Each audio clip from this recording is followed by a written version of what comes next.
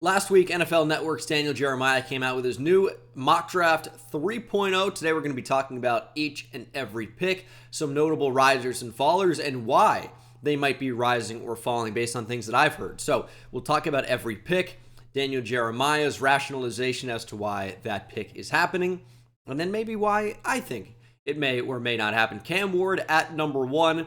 Of course, this does make sense. The Titans go out and they, well, maybe I hesitate to say upgrade the offensive line, but they spent a lot of money to indicate that at least that's what they think is happening in the case of Dan Moore at left tackle. I will say what's working for Tennessee is one of the best offensive line coaches of all time, and Bill Callahan is working under his son with the Titans. So if Dan Moore is going to take a jump, a huge jump, it may be with the Titans under Bill Callahan's coaching and leadership. They've kind of been putting pieces in place to get a young quarterback. They've kind of tried to build an offense a little bit. Still missing some pieces, no question, but they're at number 1. When are you going to be at number 1 again? If you think Cam Ward has a chance to be the guy, that's got to be the pick. So DJ says, as we inch closer to the draft, it's beginning to look more and more likely that Ward will be the first overall pick, whether it's to the Titans or one of the QB needy teams that's close to them behind them in the order. If one were to trade up to number 1, in this case, the Titans stay and pick Ward. At number 2, it's Abdul Carter. There are 3 ways this can go. It's going to be Abdul Carter if they want to upgrade the edge and get maybe the most, I would say the best, most impactful player in the draft position-wise off the edge. Then maybe the best overall is Travis Hunter. That's the other option. And then the third is Shedeur Sanders. If the Browns are not sold on QB at 2, they could obviously look a different direction provided Ward is not on the board. And maybe even if he was on the board, maybe the Browns are looking for QB in another way. Giants at 3 go with Shedeur Sanders. I'll be curious to see what the Giants do here. If Abdul Carter is available at number 3, that might change things. But in this scenario, they secure their answer at quarterback. Now, I might do a short on this or something. I'm not doing a whole dedicated video. The Giants signed Russell Wilson. It's a 1-year deal. He will be the starting quarterback for 2025. It does not at all, and this mock draft was created prior to Russell Wilson signing, but I'll tell you, it does not change what the Giants will do at 3 whatsoever. I'm going to tell you it has absolutely no impact. Now, a 1-year deal for Russell Wilson still leaves you, even right now, but it still leaves you with a hole at QB in 2026. So if you were to take a rookie quarterback, you would have them for all of 2025, 2026, 2027, 2028, and then a 5th-year option in 2029 if you were to take one in the first round. So I don't think it moves the needle at all. Well, what about Tommy DeVito? What about him? What about him? That guy is not necessarily a Giant by this time in 2026 or even at the end of training camp. The Giants have no real financial commitment. If they were to draft a QB, which I really think they're going to, may not be in the first round, but I really do think they're going to, Tommy DeVito can get cut. The Giants are not going to roster 4 QBs. They have Jameis Winston to be the backup, and it's a decent backup to have on a 2-year deal. But again, they can cut him after 1 season and feel nothing. So I don't really care about that very much. The Giants, I still think, are likely to go QB at 3 if Sanders or even Ward gets there.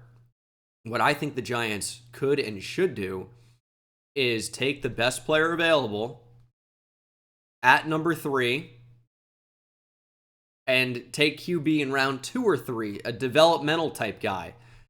I know it seems crazy because there's just a high likelihood that he doesn't work out. But Jalen Milroe in the 2nd or 3rd, I prefer that a lot to any QB at 3 when Travis Hunter or Abdul Carter are potentially going to be there. That's how I feel about it. I think it's highly, highly, highly likely one of Travis Hunter or Abdul Carter make it to 3. Highly likely. But here, the Giants go Sanders, and that would be their QB of the future. We'll move on to number 4. It's enough Giants talk for right now. Patriots going Travis Hunter. He's just the best player here. He'd be an immediate weapon for Drake May. Yes, they do need offensive line, but they do also need receiver help. They could use Hunter on defense as well. He's a really, really good player. Here, though, the Jacksonville Jaguars going Jalen Walker would form a dynamic trio with Josh Hines Allen and Trayvon Walker, with the latter kicking inside on passing downs. Trayvon Walker to give all three players the chance to rush the passer at the same time. Jalen Walker could play off-ball linebacker on early downs and then rush off the edge when it's time to hunt the quarterback. I do like that, and that's how Georgia deployed Trayvon Walker at Georgia. But he's really come on as an edge rusher. Like, really, really has. He's posted back-to-back years of double-digit sacks. I know you can look at pass rush win rate or whatever, which is just calculated on, I believe, distance to the quarterback, which I think is interesting. I don't really know how much I value that stat. I like the true raw pressure numbers, and it's like, well, the rate isn't as great, but there's a value to playing as many snaps and being good against the run and still being able to impact the QB. I like Trayvon Walker as a player. He's getting better and better and better. Now, Jalen Walker is interesting because he's not really this great off-ball linebacker. He's actually very raw. He's really more of a chase type of player, which could work here in Jacksonville, to be honest. It's interesting. As I talked about in a mock draft a couple of weeks ago, I talked to a pretty high-level Georgia source that says he thinks Jalen Walker is going to go anywhere from 8 to into the early 20s. So 5 would be quite early. Now, we know the NFL is high on Jalen Walker, and I think that's kind of what Daniel Jeremiah is saying by pushing a guy like Walker off the board or up the board. They already have 2 pretty good edge rushers, right? Bringing in a third, I think he's just trying to find a spot for a guy that's going to likely go early in the draft. A spot that I've liked him a lot is with this Carolina team, a few picks down the board. But what this should tell you, Daniel Jeremiah, who has infinitely more sources inside the NFL than I do, obviously infinitely more, bases his mock drafts off of what he's hearing and what is likely to happen.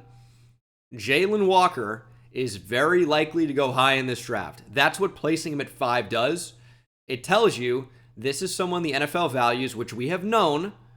He is likely going to go high in this draft, and he does at number 5. As Ashton Jeanty moves here to number 6. I've had this for a while. It feels like the obvious fit. And you know, it's funny. When I think Daniel Jeremiah had Jeanty at like 20 or something last mock draft we talked about, I got tweeted at by someone who doesn't even follow me on Twitter, at Bengal YouTuber. Are you going to stop mocking Jeanty so high? No, I'm not, because I think this could happen. And now, apparently, Daniel Jeremiah does too. And he's kind of changed his tune a little bit. And I said, go back to his second mock draft last year. See where Bijan Robinson, or 2 years ago. See where Bijan Robinson was going. See where Jahmyr Gibbs was going. Right? It wasn't at number 8. And then Bijan ends up going at 8, and DJ had that in his final mock draft. Now he's got Jeanty at 6. This is not surprising. So, to the guy that called me out on Twitter, eat shit. But there's no telling if this is going to happen or not. But it is a likelihood, in my opinion. I think Jeanty's going to end up going top 12 in this draft, almost for sure. Between the Raiders, some teams like the Jets fit. I'd be surprised with Breece Hall. I would be surprised. I think he can bounce back. But between the Raiders, the Bears, the Cowboys, the Saints, even at 9, there are fits for a dynamic running back like Ashton Jeanty. He's a great player. At number 7, New York Jets taking Armand Membu. I've had this recently as well. It's an awesome fit. You have your tackles, your bookends of the future. Olu Fashanu, left tackle. Armand Membu, right tackle. You're building the West African offensive line of dreams. With Membu, I think, French Cameroonian, and Fashanu Nigerian.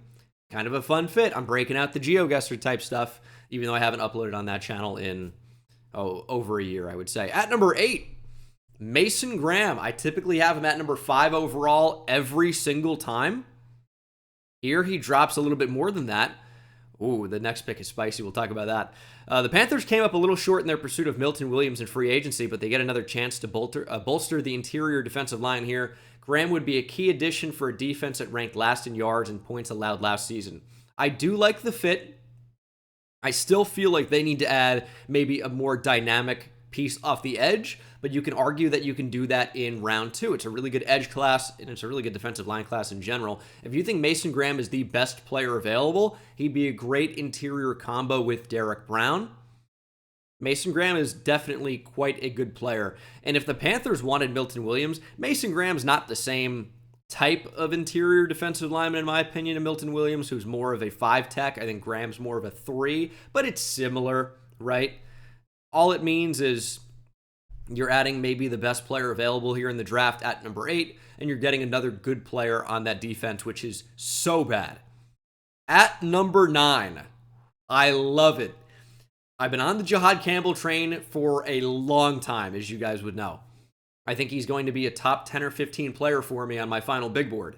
I love Jihad Campbell. I love the potential. And when you have a guy with his size, 6'2 plus, 240 pounds, that moves as well as he does in space and in coverage, and then has his type of closing speed and his ability to rush off the edge, this screams top 10 player in the draft. And the Saints go with him at number 9. Campbell has the versatility to be a major weapon for a creative defensive coordinator like Brandon Staley. I agree. In a 3-4 like Staley's bringing to the Saints, Campbell has the ability to play inside linebacker, but also shift to the edge at times and make an impact there. And I think especially on third downs, it's going to be an interesting combo. But Campbell is somebody that can move so well in space on third down, so maybe you want him in coverage, but he gives you a chess piece. The name of the game over the last 5 years, maybe in the NFL draft, has been elite athleticism and versatility. That's where things are moving. That's where the value is. That's why we always talk about these versatile weapons, the chess pieces of sorts. And sometimes that means, in the case of a guy like Isaiah Simmons or Deone Buchanan, these money backer style players, that it's tough to truly find a role for them. But when you have a guy with the size and ability to play off ball, but also somehow still the size and ability to play off the edge, that's not a chess piece versatility wise where, okay, this guy can do a million different things in college, but maybe nothing at an elite level in the NFL. No, he has the traits and talent to be a starter at multiple positions, and you can use those. Where maybe in the case of an Isaiah Simmons, unfortunately, he maybe was a little bit light to play the edge, obviously wasn't good enough against the run to be an edge player or a full-time pass rusher, but also maybe wasn't quite athletic enough or fast enough or had the instincts to play as a true safety, wasn't big enough to play linebacker, wasn't able to stack and shed routinely enough. All those things were kind of masked in college a little bit. You know, in those instances where you saw, okay, there's Simmons not being able to get off a block, that maybe is going to be a problem, but just maybe not athletic enough to play in the back end. I think it's a very different situation with a guy like Jihad Campbell.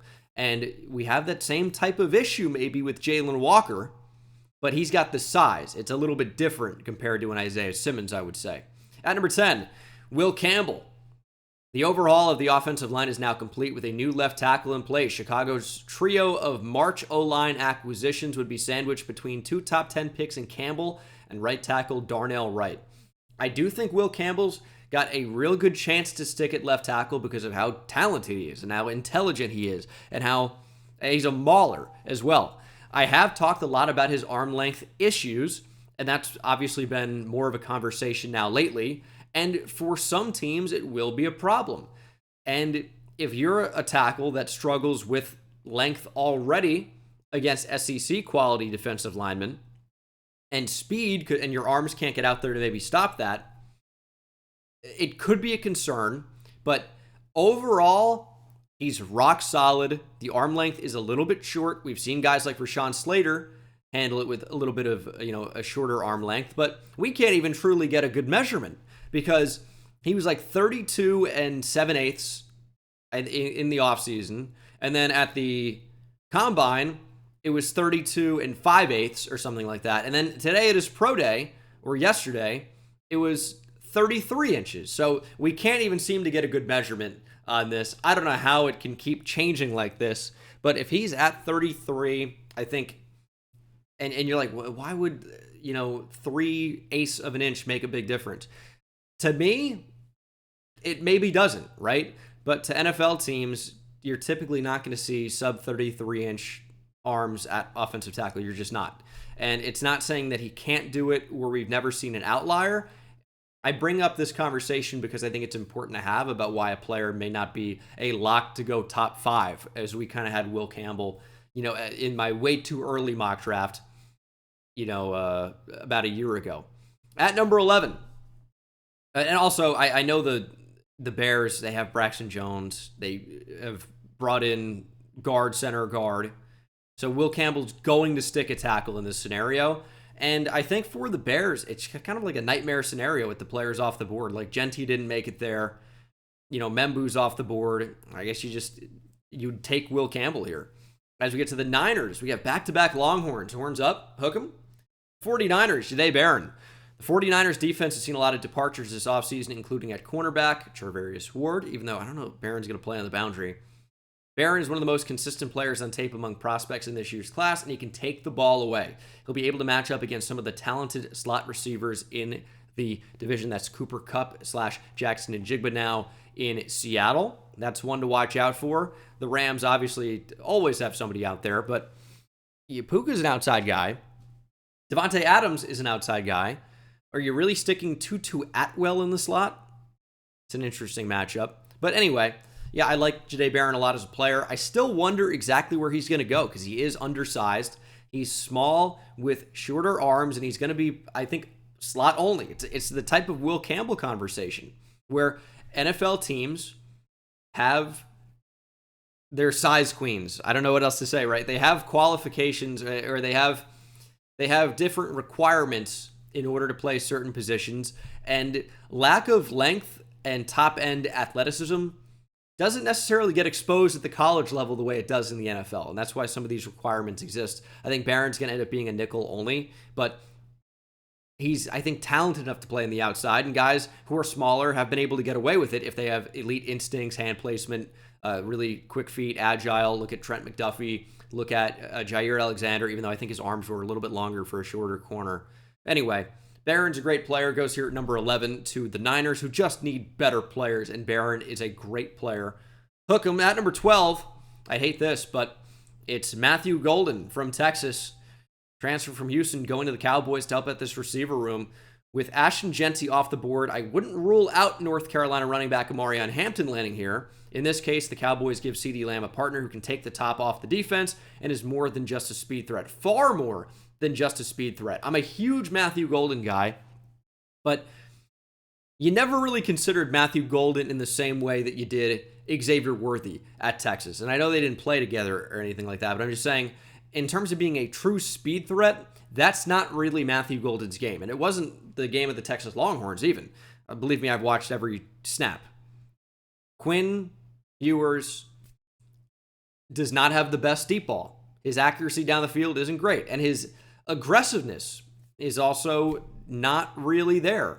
So in terms of taking and hitting deep shots consistently, it didn't happen at Texas. So maybe Golden has more in the bag, but this is a guy who is a very good route runner with very good hands. He doesn't drop the football. He does the hard-nosed things you'd want from a big-time receiver, which is take contact, make the tough catches. He can even get in there and block. I love Matthew Golden as a player. I'm happy to see him get top 15 hype here, but he's not really even a speed threat. He's been an elite return man. He was at Houston before transferring to Texas, so I think he could do that potentially in the NFL as well, but I wouldn't think, classic speed guy, even though he ran really well. You like Matthew Golden for a lot of other reasons. When you turn on the tape, he's not necessarily a burner. He's a guy who does the little things to impact the game, and I really, really like him as a player. As we get to the Dolphins at 13, the further we get into the evaluation process, the more teams I find that are in love with Starks' game. I love Malachi Starks. I've been saying it. I know 2024 was not as good as 2023, but he would be a plug-and-play replacement for Javon Holland, new Giant, with the versatility to play as a high safety or nickelback. And his best role is as that high safety, and that can mean two high or single high. Starks, I think, is fast enough and instinctive enough to operate as the single high guy in a cover three, but he can also run like a deep half, or even he could play field safety, for example, as well. From those two high looks, He has the range to cover the ground. He's got exceptional ball skills. I love Malachi Starks as a player. He's a true free safety, but he can potentially play in the slot as well. Georgia used him in a lot of different ways. He's a great player, but at the end of the day, he plays safety / slot corner potentially, so it's where is he going to go? Similar conversation with Jahdae Barron, but Starks is like way more of a true safety as opposed to Barron, who's more of a corner, or certainly is. Indianapolis Colts at 14 go Tyler Warren. It's the most obvious fit of all time. It's tough not to mock this every single time. We're going to move on. Atlanta Falcons go Will Johnson. While some inconsistencies popped up in Johnson's 2024 tape, it's hard to find big, rangy corners with ball skills. I still like Will Johnson a lot as a player.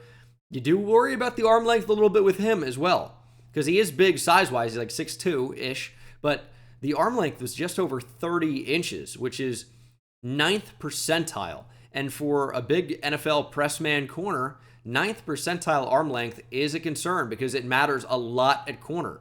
It may be as much as any position in the NFL, because if you're going to be playing, let's say just press man, getting that initial jab into the receiver to misdirect or to redirect, and to throw them off of their route and their timing, the arm length is super important to get the first contact. So you worry about that potentially, but I think he's still a great player. Goes here at 15. As we get to the Cardinals at 16, Gray Zabel.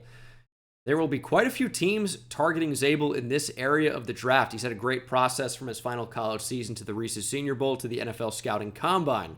Very professional with the sponsor there and the full combine name. But yeah, Gray Zabel is a great player. He's played tackle at North Dakota State. He's going to be probably a center or guard, and for a team that could really use upgrades across their entire offensive line, with the exception of Paris Johnson, Gray Zabel's got an opportunity to come in and play multiple different positions. I'm going to be curious to see whether a team's going to play him at center or guard in the NFL, but he's not going to be a tackle. Again, arm length is crazy short. If we are going to have a Will Campbell tackle conversation with short arms, Gray Zabel he's got way shorter arms. He's never going to play tackle in the NFL. As we get to the Bengals, at 17, Green would be an outstanding complement to Trey Hendrickson if the Bengals are able to work things out with their star defensive end, currently trying to figure out an extension.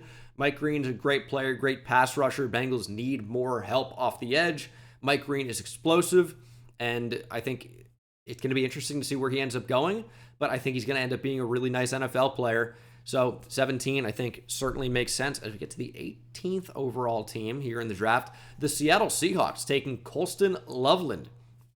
Seahawks might have bigger needs, but the value is just too great to pass up Loveland at number 18.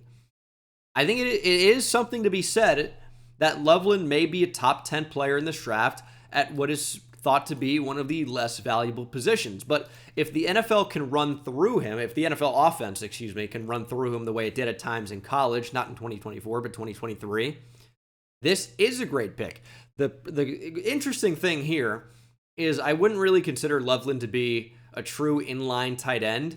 And when you already have Jackson Smith and Jigba over the middle of the field in the slot, you bring in another slot receiver in Cooper Kupp, who that's what he is. He excels in the slot. That's not to say he can't play on the outside, but he excels in the slot. And then you bring in Colston Loveland, who also is kind of going to own the middle of the field and work in the slot at times. Do I necessarily love the fit?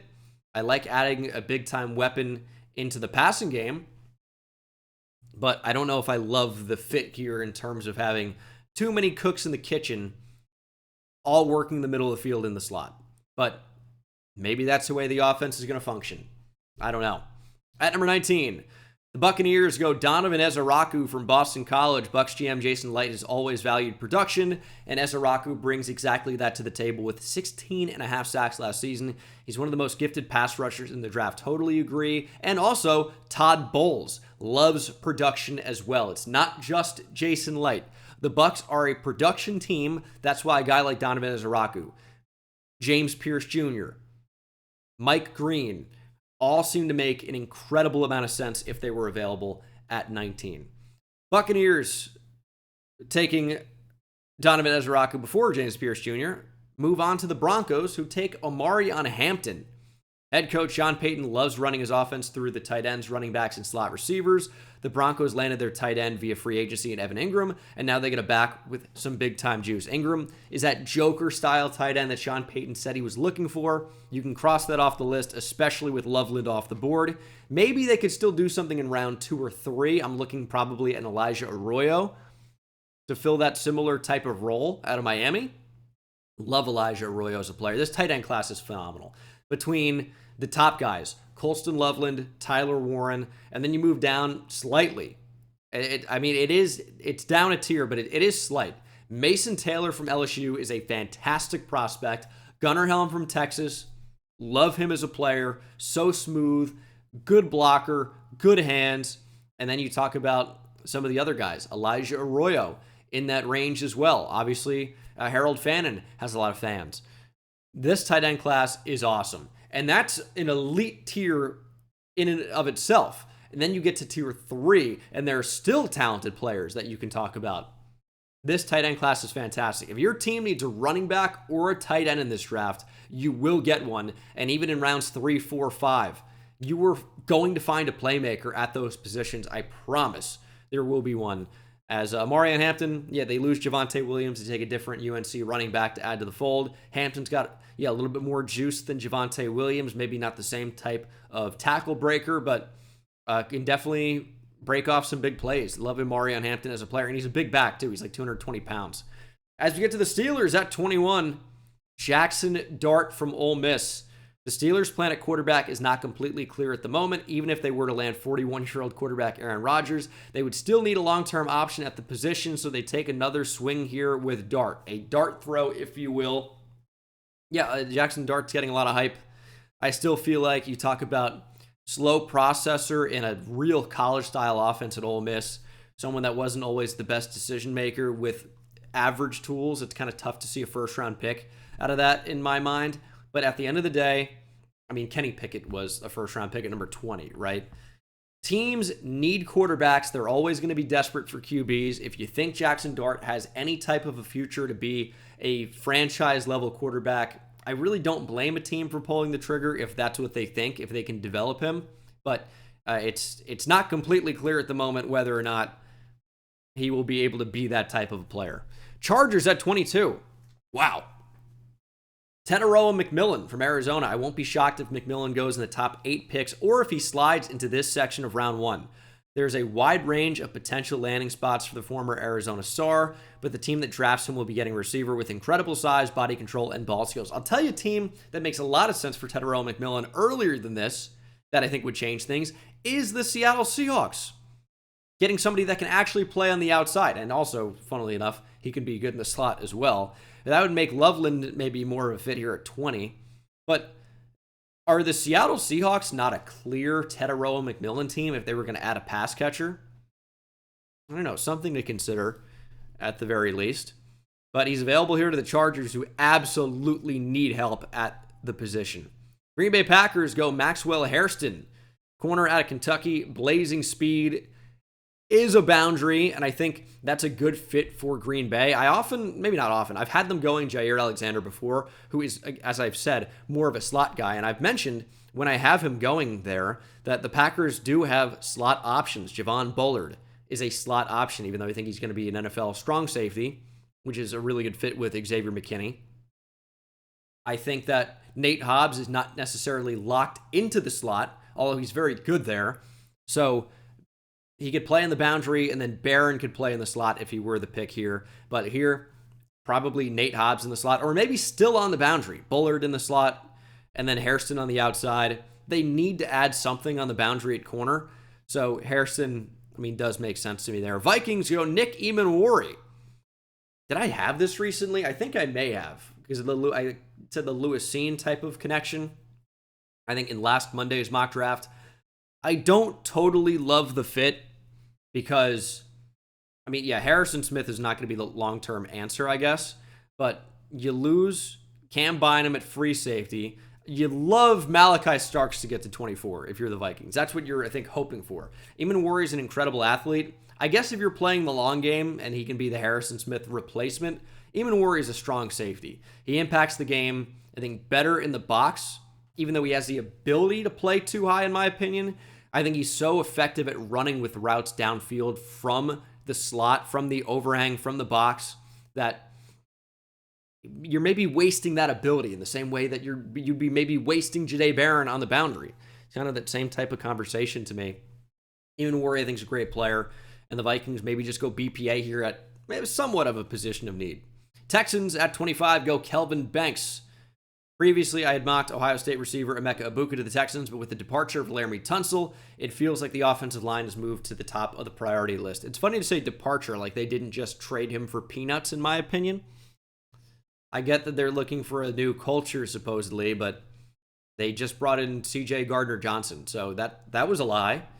The lie detector test determined that was a lie. Shout out Maury. But, or is that Jerry Springer? It might be both. I don't even know. Rip. Yeah, Kelvin Banks, I think, is a good option here at 25. Chance to play left tackle. Also, maybe a chance to move inside to guard, depending on the team that drafts him. Rams at 26 go Trey Amos from Ole Miss.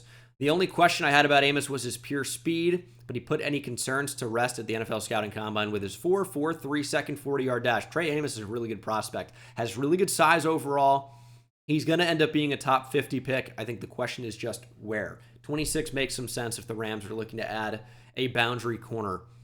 Ravens at 27 go Derek Harmon, who is ultra disruptive, plays with outstanding effort and a motor that would be appreciated in Baltimore.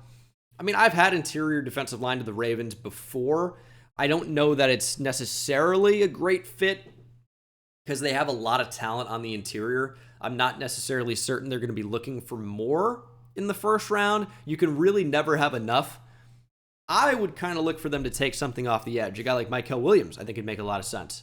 But Harmon's a great player. Is the fit with another interior defensive lineman worth it here in Baltimore when they have Nnamdi Madubuike and they have Travis Jones and they have some options, right, at the interior? I think the edge, maybe you're looking for a little bit more from David Ajabo. Kyle Van Noy is not going to be around forever. Adafe Owe is a decent player, but you need more. Derek Harmon is the pick. I can't fault that he's a really good player. You can never really have enough defensive linemen, in my opinion. Lions at 28. I just wanted to bring up some of the things why maybe you wouldn't see this. Lions at 28 go Mykel Williams. Now, they're another team that historically has liked production off the edge, but Williams has kind of lacked that. Williams is another player with a wide range of potential destinations. The production has trailed the athleticism, but there's a ton of upside here. Yeah, he could go top 10. I really believe that. Also, it wouldn't be totally shocking to see him available here at the end of the first round, but I just think that this is the type of player that the NFL has typically coveted. Good athlete with excellent overall length and projectable traits. That typically goes pretty high in the draft. 28 is not that high in the draft. And I think in a draft like this one, without maybe a ton of top tier talent, I do think a team is going to swing for the fences a little bit earlier with Mykel Williams. We'll see if that ends up being true or not. Commanders at 29, Azariah Thomas from FSU. Thomas is a long, rangy corner who can match up with some of the bigger receivers in the NFC East. I mean, yeah, I guess. I'm trying to think of who were the bigger receivers in the NFC East. Thomas lacks top-end speed. That's kind of the knock on him, but does have great size and overall great technique. One of the best press man corners, if not the best one in this draft. Just lacks top-end speed. But the Giants don't really have a big receiver. And when I say big, I mean like legitimately just size. I wouldn't necessarily consider CeeDee Lamb a real big receiver, and he's excelled so much in the slot. And then you look to the Eagles, and A.J. Brown's not the biggest, even though he plays big, I guess. Devontae Smith certainly is not big. I don't know. I guess it's a hypothetical. But when I think about the top receivers in the NFC East, I don't really think of size. Like A.J. Brown's 6 foot, maybe 6'1".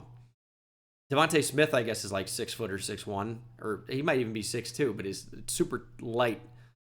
Neighbors is maybe 6 foot at best. CeeDee Lamb's maybe a little bit bigger than that, but I mean, I don't know. It's an interesting comment, but yeah, he's a corner. All right. Maybe I'm forgetting some bigger stuff. I don't really think that I am. But either way, you need corners to cover good receivers. There you go. Buffalo Bills go Kenneth Grant at D tackle. Grant fills a need for the Bills. They recently signed defensive tackle, the Beast, out of Charlotte, Larry Ogunjobi, but he's facing a 6-game suspension. Grant's raw upside and athleticism are tough to pass up. I can agree with that. He's got a ton of size, and he is a decent athlete. So you do have upside there. He's really more of a space filler for me right now than a pass rush threat, but he moves pretty well for a big guy, 340 pounds. So you think that maybe there's more to him than just being a space clogger, a gap filler type of player. Kansas City Chiefs go Josh Simmons at 31. I know the Chiefs signed Jalen Moore in free agency, but I'm not so sure Simmons won't ultimately be the better option for them at left tackle. Regardless, building quality depth up front would seem like a wise move based on the issues they dealt with last season. Now, Simmons dropping here. Torn patellar tendon, although he had his pro day today or yesterday, it was moving really, really well. 5 or 6 months removed from surgery, that's ridiculous to see the way he was moving. Now, also, reportedly, some scouts think that, I'm not going to use the word they used, but F star, whatever it is, the gay slur. They use that on Josh Simmons to describe him. I thought that was crazy, but ultimately, from the quote I saw, it seemed like scouts are worried if he's a true football guy or not. I don't know, dude. It seems like a crazy, insane thing I just said. You can find it. It's a real quote from a supposed NFL scout on Josh Simmons. We know the NFL can be weird.